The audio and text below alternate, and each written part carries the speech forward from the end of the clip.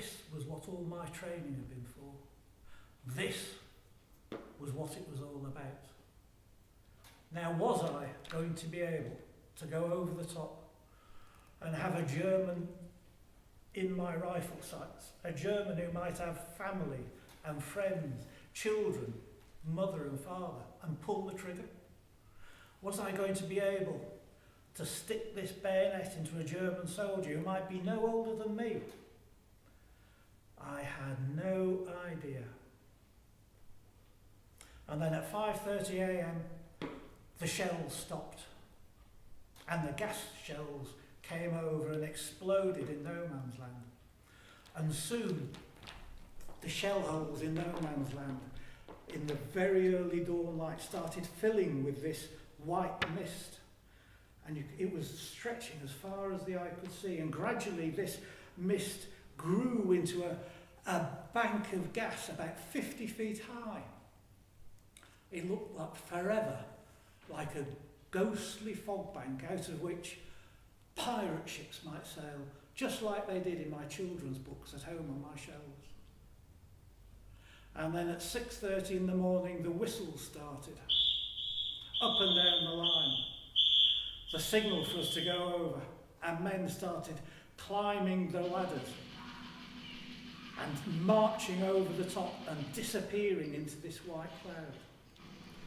And then it was my turn. Up and over I went, stumbling into this gas. My eyes started streaming almost immediately. My throat closed up almost immediately. Our gas masks were absolute rubbish. And then I thought all this barbed wire was supposed to be cut, and where are those machine gun bullets coming from? And all of a sudden we realised, as we walked out of this gas cloud into the cold morning dawn, there we were silhouetted against all this gas. And we had to attack. And we marched forward, over and around the barbed wire, in and out of the shell holes. Some of the shell holes were so big they were half full of water. And you had this amazing experience of all these men's kilts floating up around their hips like enormous lily pads, just like that bloke Monet paints. And we were up out of the shell hole and then into the next one and up out of the next one, and just as we were coming out of the next one, it all started happening like in slow motion.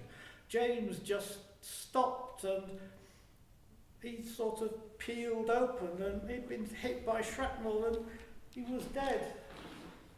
There he was, dead, almost in bits. And I had bits of him on me, and one of my best friends, and I had to leave him.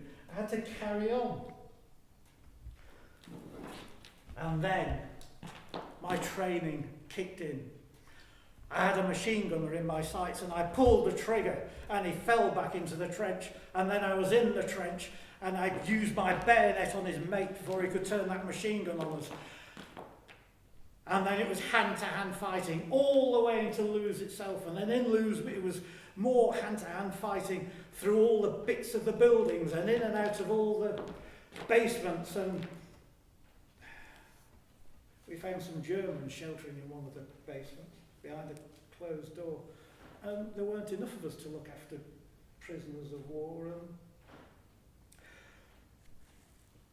we used our bayonets on them, and as we closed the door, blood ran out from underneath the door, but we carried on.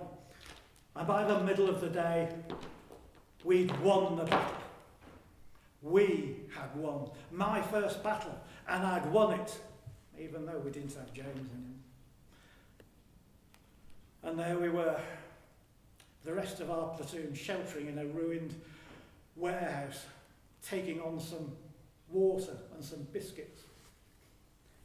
And John and I shared a look that expressed our horror, our amazement, our awe at what we'd seen today, what we'd heard today, and what we'd done today. We weren't boys anymore, we were soldiers.